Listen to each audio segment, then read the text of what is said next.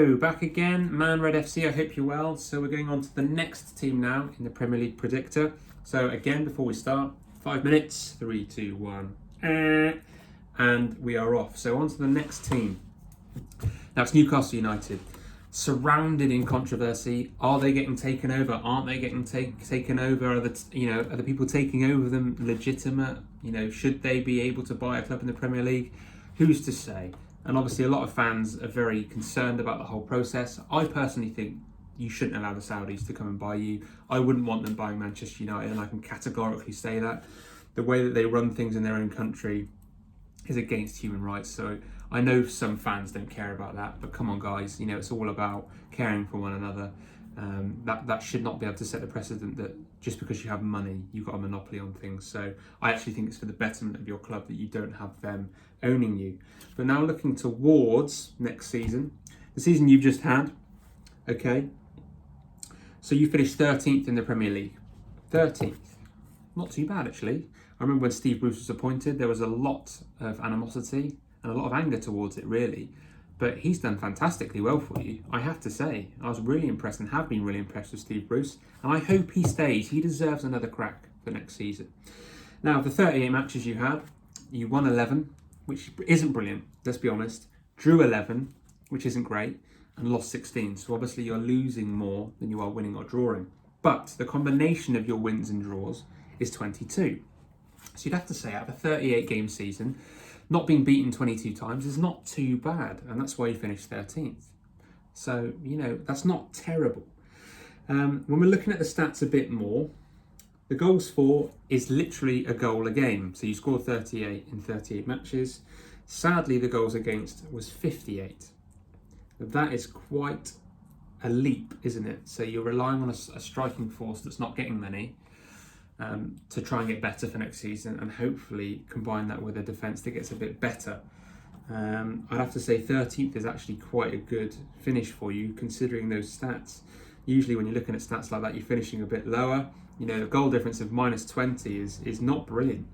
And your away record was particularly poor, so that's something that hopefully you can look to improve.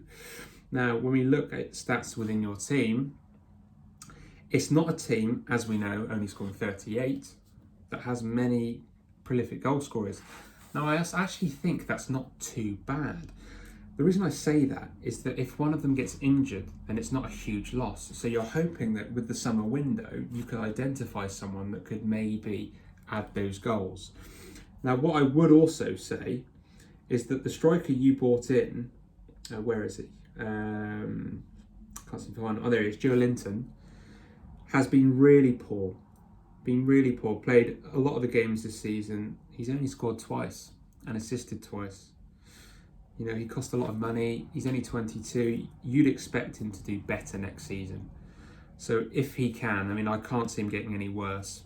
So you can only see the goals for going up.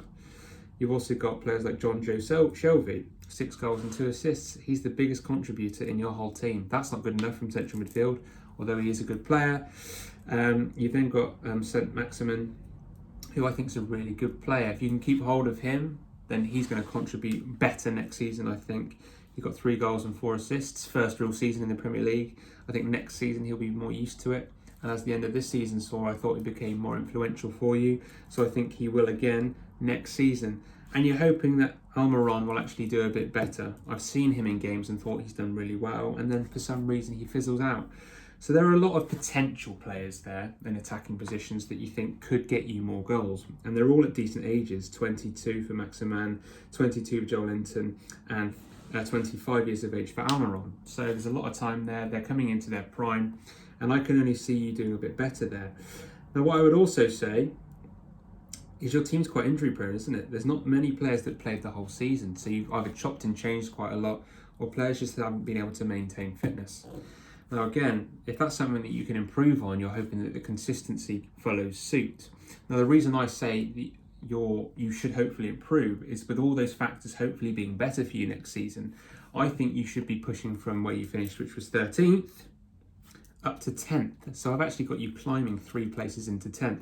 And that's because I feel like the potential that I've seen from this season will just improve next season. Even if they only add 15% more goals and you manage to keep that defence, which again isn't particularly strong, then I can see you climbing 3 places to 10th. So let me know your thoughts, Newcastle fans. If you're finishing 10th, are you happy with that? 5 minutes, bang on.